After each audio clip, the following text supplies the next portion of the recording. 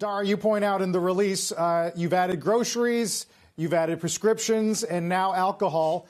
Talk to us about the deal and why now? Well, for us, as you know, Uber Eats has been an incredibly successful part of our platform before the COVID hit us, the virus hit us. But during this time, our delivery business has been growing at extraordinary rates.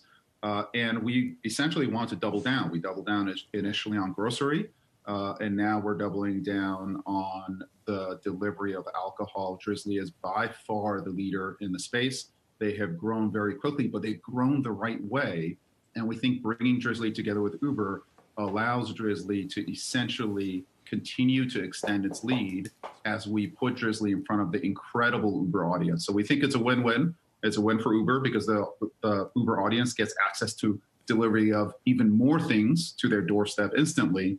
And it's a win for Drizly as well because their audience expands immediately overnight in a very, very big way. Yeah. Corey, we were talking about what's happened to in-home spirit consumption over the past year as we've seen this enormous wallet shift away from eating out, drinking out. Can you just give us a sense of what gross bookings have been like for the last year?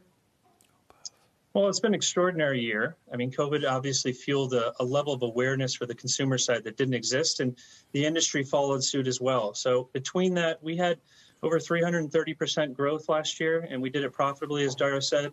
And that was fueled by building the infrastructure over the last 8 years, waiting for this industry, trying to build this industry to catch up to many other categories that are coming online at a much faster rate. So we actually think it's still a very nascent in what it can become. But between the combination of Uber and Drizly's category expertise, we actually are incredibly excited about the acceleration of the coming years. Dara, it's Jim Craver. I got to thank you. As a restaurant and bar owner, you know we can't make it without alcohol, and you know that there are different restrictions in different cities.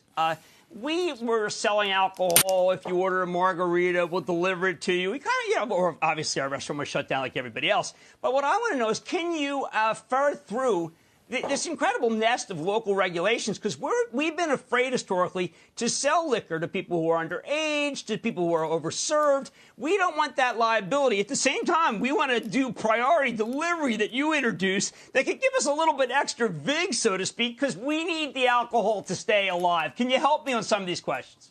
Yeah, absolutely, Jim. So I think one of the unique histories of Uber is that we have been locally regulated since we were born, essentially, as a company. So we're very familiar with and comfortable with the myriad of local regulations all over the world, not just in the U.S., but outside the U.S. as well. So we've been comfortable within a regulatory environment and building systems that can operate at scale, but also can be customized so that we are following local regulations to the letter, to the T. And what impressed us with Drizly as well is that the Drizly founders, the team, from the very beginning wanted to innovate, but wanted to innovate in the right way. And they have worked with local regulators, and they've really built Drizly the right way so that we can now be confident going to merchants, whether they're alcohol merchants or restaurant merchants, and letting them know that we have a safe and effective way for you to sell alcohol, which is incredibly high margin, to an expanded audience. We check ID. We're using the same technology, for example, that checks to see if drivers have their masks on, to essentially go out and identify the buyer of alcohol and make sure that that buyer is of age. So I think we built an ecosystem that can scale, and we built an ecosystem that can scale the right way safely. Shepard Smith here. Thanks for watching CNBC on YouTube.